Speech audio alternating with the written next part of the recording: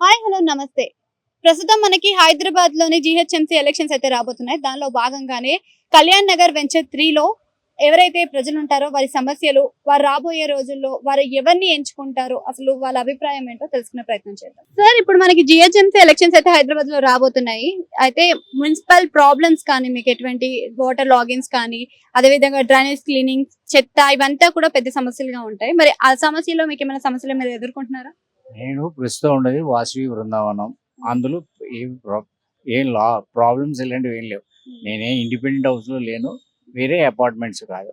So, అంచేత gated కమ్యూనిటీగా నేను బాగానే ఉన్నాను. అంటే బయట మీరు చూస్తున్నారు కదా మీ ఏరియాలో రోడ్స్ కానీ వాటర్ లాగిన్స్ అది నా కానీ. వే నేను వెళ్ళి టువర్డ్స్ ఎర్రగడ్డ వెళ్ళే రోడ్డు బాగానే ఉంది.